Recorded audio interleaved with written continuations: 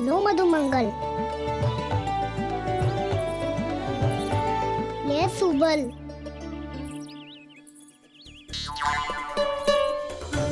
वसंता तू भी ले।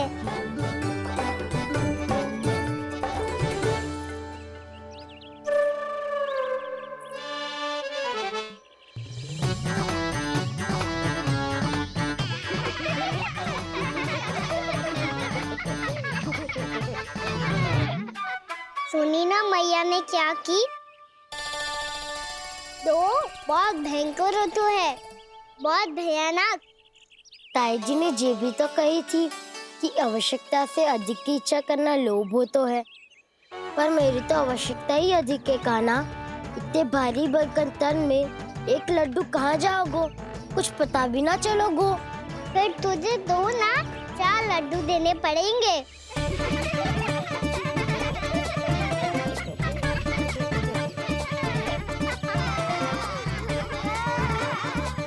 जितना उपवास करना है कर लो, पर लड्डू तो दो।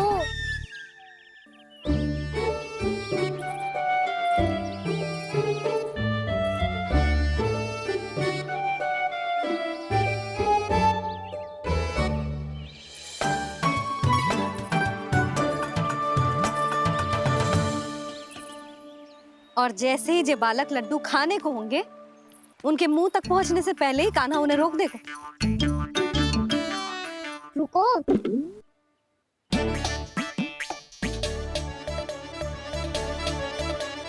रुक क्यों दियो कान्हा? दाऊ को तो आने दो बसंता। उनके बिना कैसे खा सकते हम अकेले अकेले?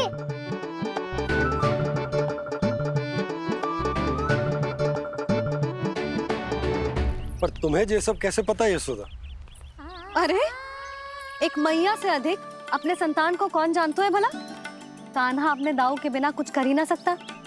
अब चाहे खेल खेलना हो या अपनी मैया के हाथ के लड्डुओं का आनंद उठाना। जहाँ कान्हा होगो, हाँ उसके बलदाऊ को तो होनो ही है। विलंब की आशंका से घबराओ मत, मैं आ गया हूँ।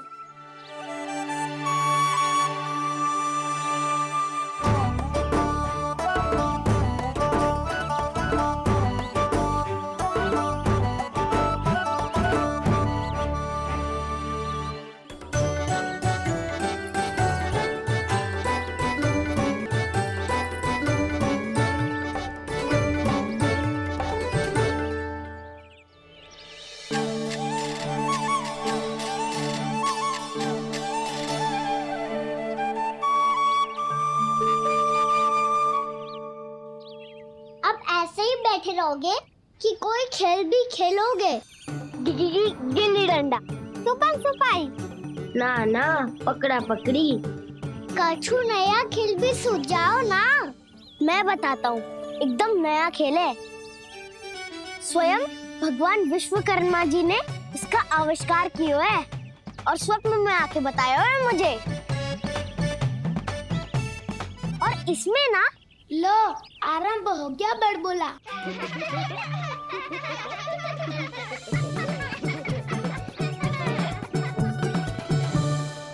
अरे पर खेल का नाम तो बता उज्जवल। खेल का नाम है साथी दौड़।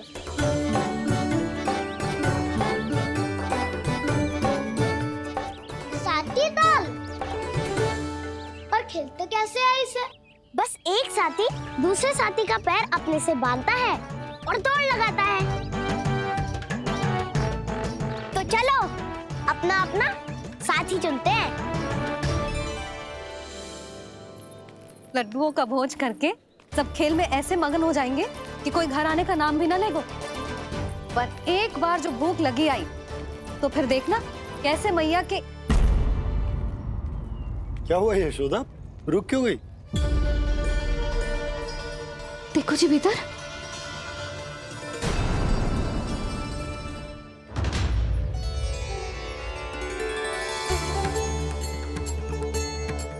ये कौन है? जैसे साक्षात मैया लक्ष्मी।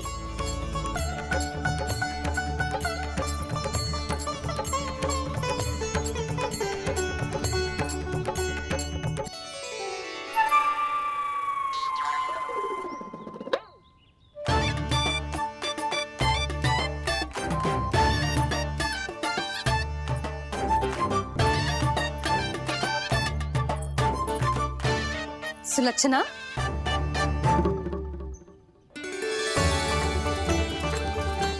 जशोदा जी, नंदराज, नारायण नारायण। नारायण नारायण। वो साधु महात्माओं की तरह अपना भविष्य देख रही थी। दोनों हाथों से धन बरस रहा था। स्वर्ण के सिक्कों के सागर में तैर रही थी। लग तो है दीवा स्वप्न देख रही थी। और सुलक्षणा, बताओ कैसे आना हुआ, वो भी इस वेशभूषा में? अच्छी लग रही हूँ ना मैं, रानी जैसी? क्षमा करना, वो तो आप हो ना। अब बताओ भी, ये सब क्या है? जे ही तो धनवान बनने का संकेत है जशोदा जी। अब बहुत सारा धन आएगा तो धनवान दिखना भी तो चाहिए कि ना। कहना क्या चाहती हो? जे ही कि साक्षात कुबेर भगवान आए हैं गोकुल को समृद्ध करने। हैं?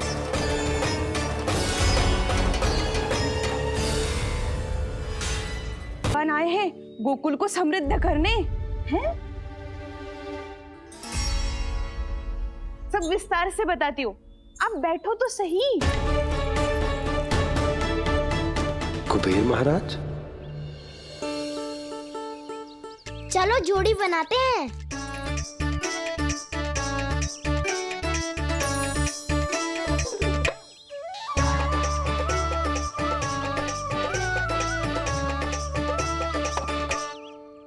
मुझे तो किसी ने ना चुनो, मैं क्या करूं? अरे सुबल, तुझे तो सबसे महत्वपूर्ण भूमिका निभानी है। जो भी उस चट्टान को छूकर तेरे पास सबसे पहले पहुंचेगा, वो जीत जाएगा।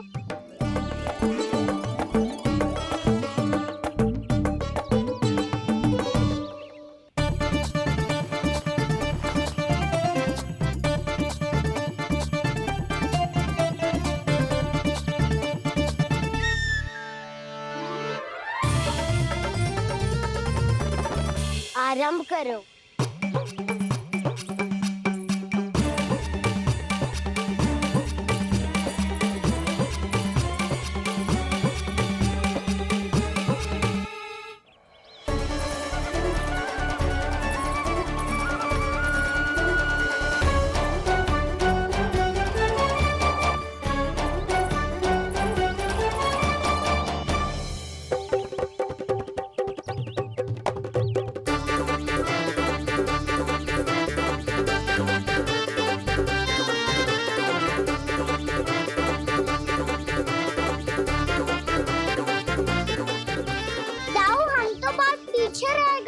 चिंता मत करो कान्हा, दौड़ के आरंभ में ही सारी शक्ति लगाने से हारने की आशंका बढ़ जाती है।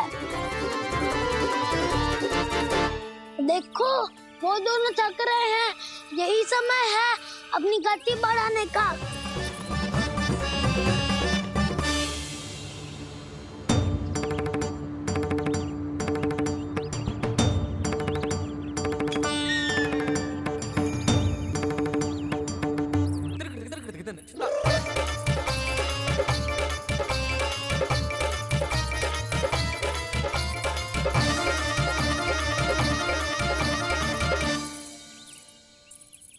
लो, हमारी जोड़ी सबसे पहले पहुंच गई।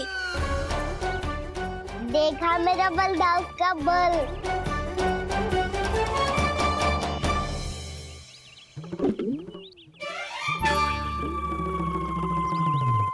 ताऊ, वो देखो।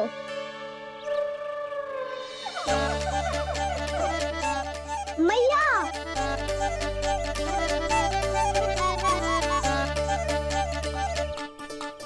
अपने परिवार या अपने सखाओं के साथ या किसी ऐसे व्यक्ति के साथ जिसे उसकी आवश्यकता हो, बांट लेना चाहिए ताकि सबके पास पर्याप्त हो और किसी को भी कुछ कमी ना हो।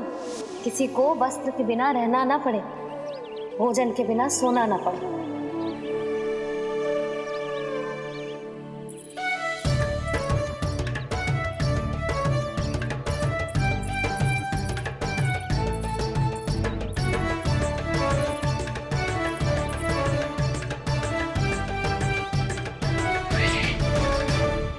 लग तो है इससे भूख लगी है।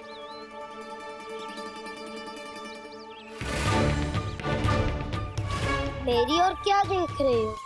तुम्हारी पोटली में कुछ तो होगा, दे दो उसे। मेरे नैना मैया ने क्या की थी? जब हम किसी और को देते हैं ना, उससे अनेक गुना नारायण हमें वापिस कर देते हैं।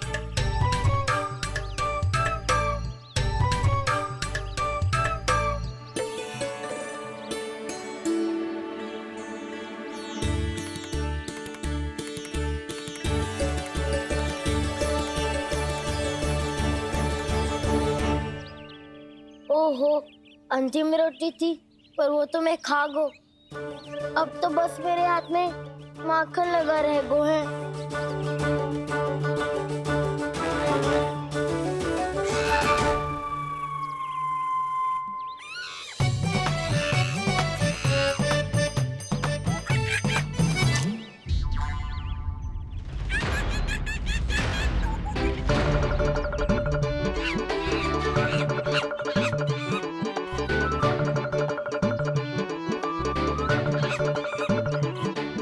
क्षमा करना सखा, तुम्हें देने के लिए मेरे पास कुछ नहीं है। अब आप ही बताओ, कोई 2 गुना मूल्य देगो तो हम शीघ्र ही धनवान बन जाएंगे कि ना? पर कोई 2 गुना मूल्य देगो ही क्यों? हो सकता है कि उनके पास अधिक धन हो, या उनकी तिजोरी में सामान आ रहा हो, या फिर उन्हें भलाई करने का रोग हो। हमें तो आम खाने से मतलब है ना नंदराज। गुटली किनके, हमें क्या लेना देना। मैंने तो निर्णय ले लिया है कि उसकी सिर्फ मान लोगी। बस नारायण को साक्षी मानकर जब प्रण ही तो लेना है कि सारा का सारा दूध, घी, माखन अब से केवल उन्हीं को देना है मैंने। बस इतनी मांग रखी है उसने? हाँ, आपको विश्वास ना हो रहा हो तो गोकुल में किसी से भी पूछ लियो। 2 गुना दाम दियो है परमानंद जी ने, इसीलिए तो सबके सब आनंद के सागर में गोते लगा रहे हैं।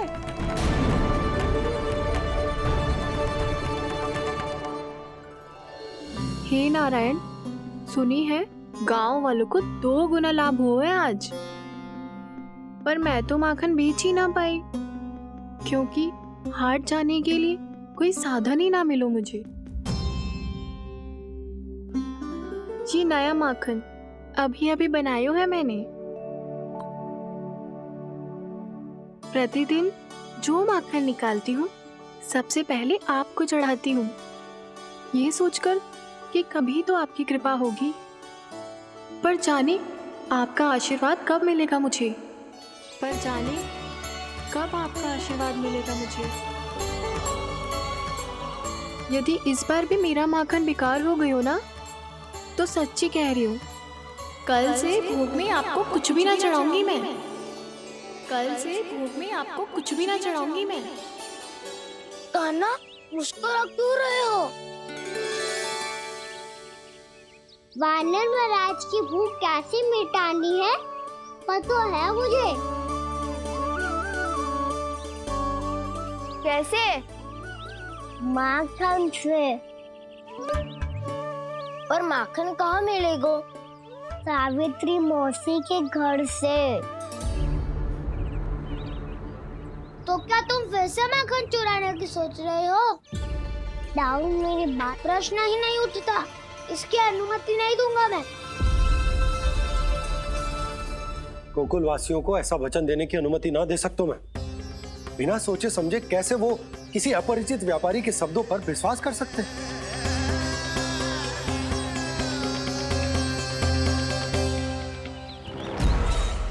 महाराज, गोकुल वासियों को अब धन के जाल जंजाल में फंसने से कोई नहीं रोक सकता। महाराज, मैं धन का ऐसा स्वाद चखा कर आया हूँ कि नंद चाहे जितना प्रयास करे, अब कोई भी गोकुल वासी उसके हित वचन सुनेगा भी नहीं। महाराज, ये बहुत गंभीर बात है, हमें सभा बुलानी होगी यशोदा। जशोदा जी, आप भी कुछ कहो ना नंदराज से। जे अधिक ही सोच रहे, इतनी चिंता करने की कोई आवश्यकता ना है। आवश्यकता तो है। लोभ के जाल में फंस जाता है तो उसका बाहर निकलना असंभव है, किंतु फिर भी अपनी दृष्टि चौकन्नी रखना और कान गोकुल में होने वाली हर हलचल पर, क्योंकि मैं नहीं चाहता कि उस छलिया विष्णु अवतार का कोई भी छल मेरे मार्ग का रोड़ा बन पाए। अवश्य महाराज।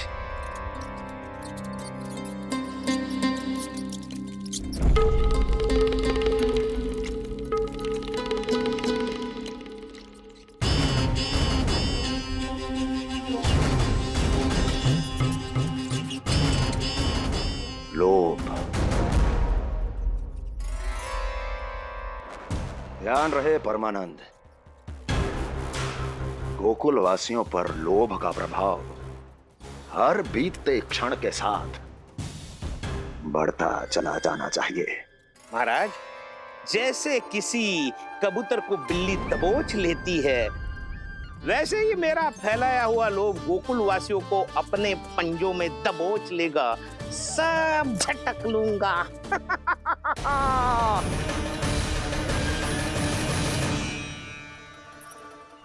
इससे पहले कि माखन पीला पड़ जाए, उसे आंच में तपाकर घी निकाल लेना चाहिए ना, तो पूरा का पूरा माखन बिगड़ जाता है।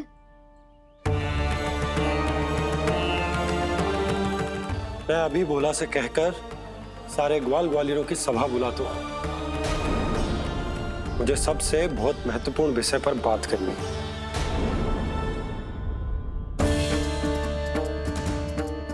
मति भ्रष्ट हो गई थी मेरी, जो यहाँ चली आई।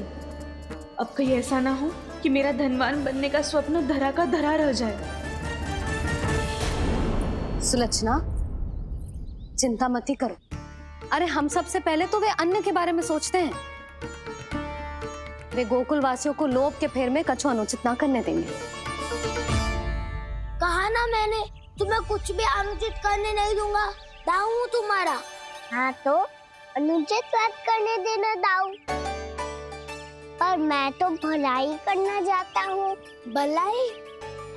किसी की अनुमति या सहमति के बिना उसके यहाँ चोरी चुप के माखन खा लेना भलाई नहीं, चोरी कहलाती है।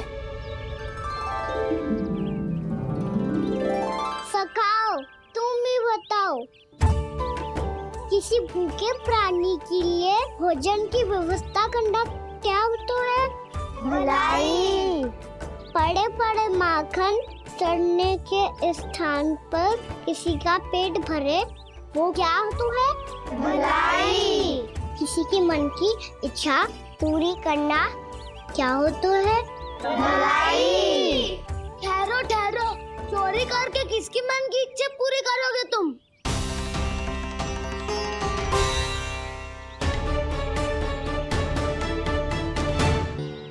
और किसकी दाऊ? स्वयं सावित्री मौसी की।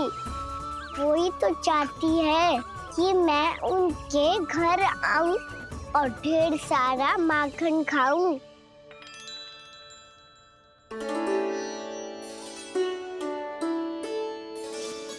तो फिर अगला घर आपका। क्षण भर तो ऐसा लगो जैसे कान्हा ने मेरे मन की इच्छा सुन ली हो। वैसे कितना अच्छा हो तो यदि सुन ही ले तो। तुम्हारे कहने का अर्थ है कि सावित्री मौसी चाहती थी कि तुम उनके घर भी जाओ, जैसे जानकी के घर गए थे। ये बात तो उन्होंने मैया के सामने भी कही थी कि मैं उनके घर जाऊं। ये तो उनका सौभाग्य होएगा। किसी का सौभाग्य बिगाड़ते इतने बुरे ना है हम। ये बात तो सही कही है। मुझे भी कुछ अनुचित ना लगता है इसमें। तुम तो सत्यवादी हो मधुमंगल, तुम्हें क्या लगता है? अब बोल भी दो, वानर महाराज भूखे हैं। वानर महाराज से अधिक भूखा तो मुझे तू लग रहे हो। यदि कान्हा सच्ची में जैसा वानर महाराज की भूख मिटाने के लिए और सावित्री मौसी की इच्छा पूरी करने के लिए कर रहा है, तो दादी के सीख के अनुसार मुझे इसमें कछु अनुचित ना लगतो। पक्का हम सच में चोरी नहीं पढ़ाई करने जा रहे हैं। सही कहा दाऊ। यदि भूखे असहाय वानर महाराज का पेट भरोगे तो इसका असली पुण्य तो सावित्री मौसी को ही मिलेगा। इसका अर्थ तो ये हुआ कि कान्हा सावित्री मौसी का घर माखन चुराने नहीं जाएगा, बल्कि उसे दुगना कर देगा। बात तो सही है, तो फिर मैं तुम्हें नहीं रोकूंगा।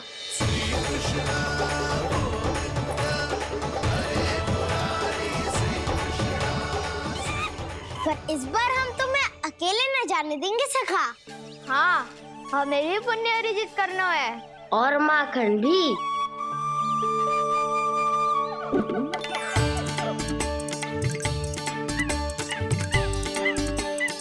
लगता है देव वानर महाराज भी हमारी टोली में सम्मिलित होना चाहते हैं।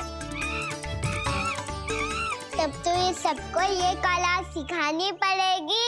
सही कहा सका। अच्छे काम का प्रचार प्रसार तो होना ही चाहिए ना। तो ठीक है, सिखा दूंगा और हमारी टोली कहलाएगी शौर्य विद्या प्रसारण टोली। और कान्हा तू बन जाइयो इसका अध्यक्ष और दाऊ बनेंगे उपाध्यक्ष। मुझे स्वीकार है। शौर्य विद्या प्रसारण टोली की जय! शौर्य विद्या प्रसारण टोली की जय! और सुनो क्या करना है और कैसे।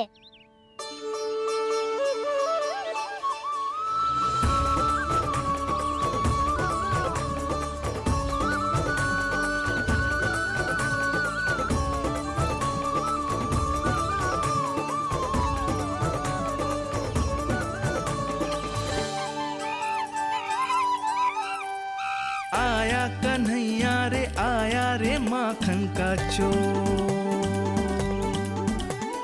रोके रुके ना ये सरपट लगाता है दौड़। तुम सब वहाँ छुप जाओ, मैं भीतर देखता हूँ। ना ध्वनि कोई हो ना पता कुछ लगे, आए चुपके से ग्वालों की टोली। चाहे कितना बचाओ छिपाओ कहीं, सारा मक्खन ये कर जाए खाली। मुख से तो लगता है सरल ये बड़ा भीतर से चंचल ये छल से भरा है ये नटखट बड़ा चिच्चोर।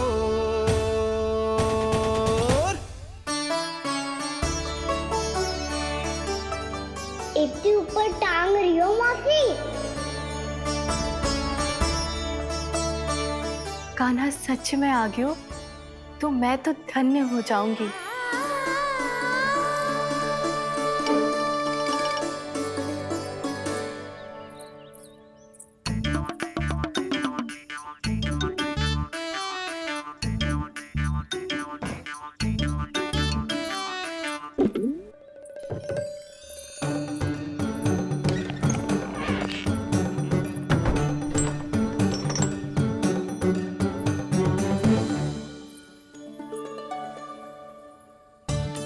मन तो करता है सारा दूध दही माखन उसे बुलाकर अपने हाथों से खिला दूं। मुझे बुलाना भी चाहती हो और अनजाने में मेरे लिए कठिनाई भी बढ़ा रही हो। पर मेरे यहाँ क्यों आएगा कान्हा? इससे अच्छा तो यही होगा कि कल माखन बेचने के लिए कहीं से सकट का प्रबंध कर लूं।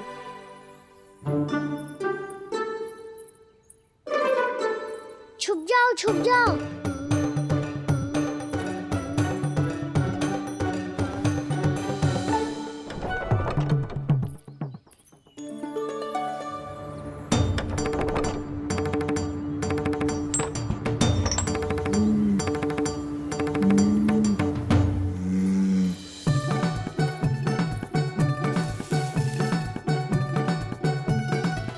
वैसे भी वो ठहरा राजकुमार, एक साधारण गोपी के यहाँ का माखन काहे खाएगो?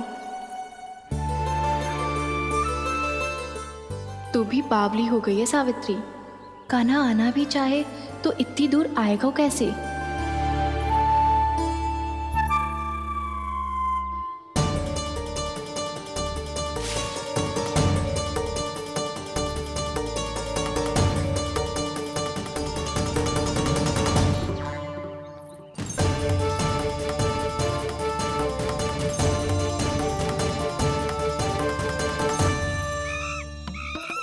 ओ मैया,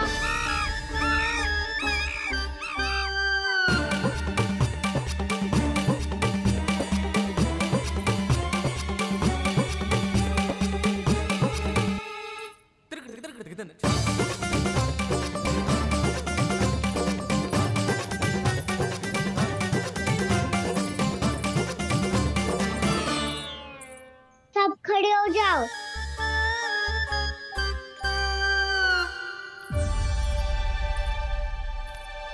सच्ची मैं भी कितनी बावली हो गई हूँ ना। जब नंद भवन की ओर जा ही रही हूँ तो कान्हा के लिए थोड़ा सा माखन ले जाती हूँ।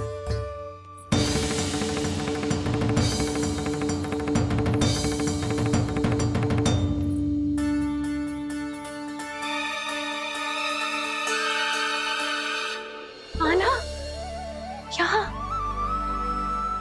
ये मेरा स्वप्न है या फिर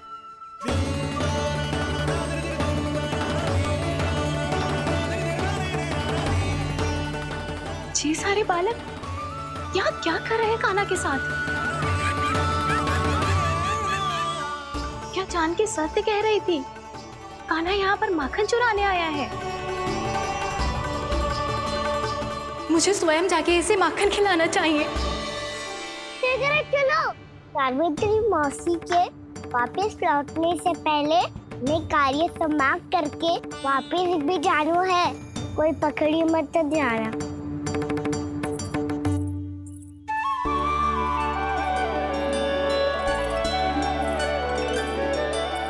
ये मुझे देख के भागो तो ना ना, ये जो कर रहा है, जैसे कर रहा है, मुझे करने देना चाहिए।